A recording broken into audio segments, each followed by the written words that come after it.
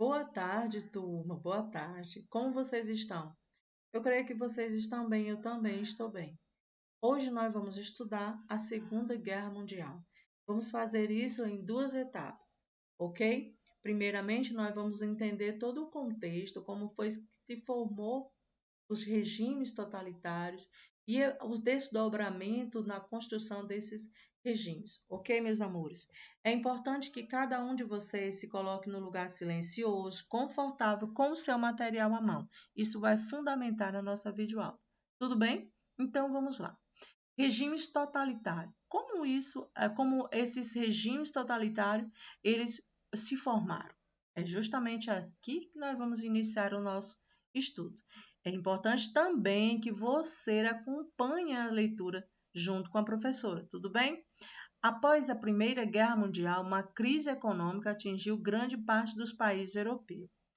Essa crise econômica fez com que os altos preços dos alimentos, o elevado custo de vida crescesse e também aumentasse o número de desempregados, gerando aí problemas sociais que se manifestaram desde 1920 a 1930. Esse contexto de crise financeira e, consequentemente, de descrédito nos governos democráticos favoreceu a ascensão de regimes políticos totalitários em alguns países. Ou seja, nós vimos o contexto pós-guerra onde não havia credibilidade nos governos democráticos, e isso favoreceu o surgimento de regimes totalitários. Na Itália e na Alemanha, especificamente, nós vamos estudar como esses regimes se desenvolveram. Os regimes totalitários ganharam espaço entre alguns setores da sociedade ao manipularem as pessoas e acreditarem em seus ideais.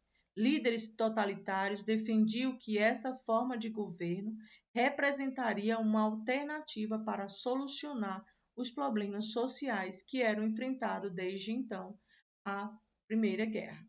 Ou seja, o descrédito no governo democrático propicia o surgimento dos governos totalitários. Esses governos, eles usam e manipulam as pessoas para acreditar na sua força política, e isso faz com que esses partidos surjam e vai sendo cada dia mais alimentado pelo descrédito nos governos democráticos. Fascismo, por exemplo. Na Itália, as ideias totalitárias de Benito Mussolini se difundiram por meio da ideologia fascista, que apresentava algumas características principais. Veja, a militarização, altos investimentos em armas e tecnologias de guerra, xenofobia, desvalorização de tudo que é estrangeiro, nacionalismo, supervalorização da nação em relação a outros povos e culturas e expansionismo, políticas de expansão e ocupação territoriais de outras regiões. Então, essas características são características específicas de ideologias fascistas que ocorreram e foram difundidas na Itália por Benito Mussolini. Em 1922, em meio à crise econômica na Itália, Mussolini mobilizou uma marcha fascista na cidade de Roma para difundir suas ideias e demonstrar o poder de seu recém-criado partido. No mesmo ano, o líder fascista foi indicado para ocupar o cargo de primeiro-ministro na Itália. Seu governo assumiu características ditatoriais, oprimindo movimentos de oposição e perseguindo seus inimigos políticos. Ou seja, surge aí um partido fundamentado nessas quatro características principais, onde um líder político cria e desenvolve características de um partido e aí assume o poder de forma ditatorial e oprime aqueles que são contra o seu governo. Vamos entender. Nazismo. Na Alemanha, o regime totalitário foi instaurado por um meio de ascensão do partido nazista ao poder. Ou seja, na Alemanha, o totalitarismo ele surge, ele é implantado a partir da ascensão do partido nazista. E vamos conhecer quais eram os princípios desse partido. Os princípios nazistas eram bastante similares aos ideais fascistas, desenvolvidos no contexto italiano. Porém, na Alemanha, as propostas racistas e antissemitas tiveram maior destaque, caracterizando as bases dessa ideologia conhecida como nazismo. Um dos principais líderes nazistas foi Adolf Hitler, em 1889 a 1945. Em 1923, ele tentou chegar ao poder na Alemanha, liderando um golpe, inicialmente não obteve sucesso. Foi preso. Na prisão, ele escreveu um livro na qual fundamenta os ideais nazistas que propunha a formação de uma grande nação alemã com a raça ariana. E aí ele tenta empreender autoridades sobre a Alemanha, é reprimido, é preso, e durante a sua prisão ele escreve um livro que fundamenta todo o princípio do nazismo, e aí no livro já propunha uma grande formação de uma nação pura, que era com a raça ariana. Ao ser libertado, Hitler conseguiu chegar ao poder na Alemanha após ser nomeado primeiro-ministro em 1933. Em seu governo, ele centralizou as decisões em suas mãos, dando início a um regime ditatorial. Além de autoritárias, suas políticas eram baseadas na censura, por favor, já vai sublinhando aí, por favor, na censura e na perseguição aos opositores. Hitler instituiu também medidas de valorização de sua imagem, transmitindo a ideia de que era um líder forte. Naquela época, a perseguição nazista aos grupos considerados inferiores cresceu. Quais eram esses grupos? Judeus, ciganos, homossexuais, afrodescendentes, comunistas e muitas outras pessoas foram seu alvo, principalmente por não pertencerem à chamada raça ariana. A Segunda Guerra Mundial. Nós vimos como se formou os regimes totalitários, quais foram as ideologias desses regimes, e agora nós vamos ver como se efetivou o início da Segunda Guerra Mundial. Quando a Primeira Guerra Mundial acabou, foram instituídas diversas medidas contra os países considerados culpados pelo conflito. E a Alemanha foi uma das que sofreu mais consequências por conta disso. A Alemanha teve de pagar altas indenizações, perdeu suas colônias na África, teve seu exército limitado a uma determinada quantidade de soldados, além de ser proibida de investir em equipamentos bélicos e nas forças armadas. Contudo, o governo nazista, instaurado lá pelo Hitler, liderado por Adolf Hitler, passou a desrespeitar as medidas que foram instituídas pelo Tratado de Versalhes. Fazia parte das propostas nazistas, por exemplo, a formação de um governo forte e militarista.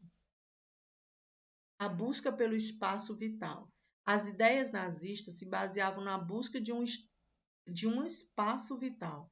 Para a Alemanha, para os nazistas, era fundamental que o país detivesse terras e recursos suficientes para promover o seu crescimento e a sua manutenção como potência mundial. Assim, políticas de expansionismo territorial faziam parte das propostas de Hitler, que buscariam estabelecer esse espaço aos alemães. Para efetivar essas ideias expansionistas, Hitler iniciou a anexação à Áustria ao território alemão em 1938. Na Áustria viviam pessoas de origem alemã que acreditavam nas propostas de crescimento e de melhora de vida. As políticas de aliança. Na década de 1930, alguns operários europeus e pessoas das classes mais pobres passaram a considerar também as propostas comunistas um modo de superar os problemas sociais que atingiram as nações. Para combater o avanço dessas ideias comunistas em seus países, em 1937 foi firmado entre governantes da Alemanha, Itália e Japão o Pacto Anticomunismo. Com a assinatura desse pacto, passou a se combater e perseguir os comunistas, o que ocorreu a formação do eixo de aliança Roma-Berlim-Tóquio. Assim estava formado um importante tratado que poucos anos depois iria desempenhar um papel decisivo durante a Segunda Guerra Mundial. A princípio, o Pacto Anticomunista foi bem visto pelos países capitalistas, como a Inglaterra, Estados Unidos e França, que também lutaram contra a propagação das ideias comunistas. O Pacto de Aço. Outro pacto formado no final da década de 30 foi o Pacto de Aço, entre a Alemanha e a Itália. As duas nações se propuseram a fornecer ajuda mútua em caso de conflitos internacionais. Para isso, assegurava políticas de suporte e de colaboração militar caso de guerra ou de ameaça externa. O início do conflito. Como se deu o início do conflito? O expansionismo alemão tornou-se mais forte a partir do final da década de 30. Além da Áustria, que já tinha sido anexada, Hitler alegava que tinha direito sobre o território conhecido como Sudeto, pertencente à Tchecoslováquia. Em 1938, durante a Conferência de Berlim, a Alemanha assumiu um acordo com ingleses e franceses, permitindo a ocupação dos Sudetos. Porém, no ano seguinte, Hitler resolveu ocupar por completo a região da Tchecoslováquia, desrespeitando os termos de acordo.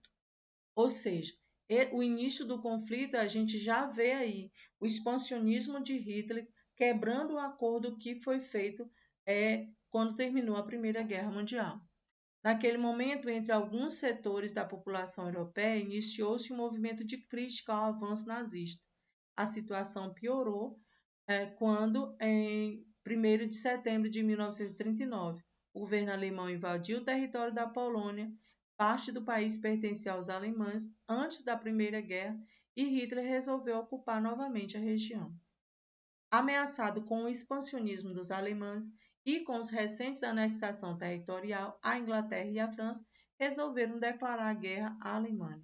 Em 3 de setembro de 1939, iniciou-se a Segunda Guerra Mundial, conflito de grandes proporções que envolveu diversos países em um embate que durou cerca de 6 anos. Vamos avançar. A fase de expansão nazista. Vamos lá. Com a situação de guerra declarada, os primeiros passos dos alemães foram uma série de ataques navais na região norte em direção aos ingleses.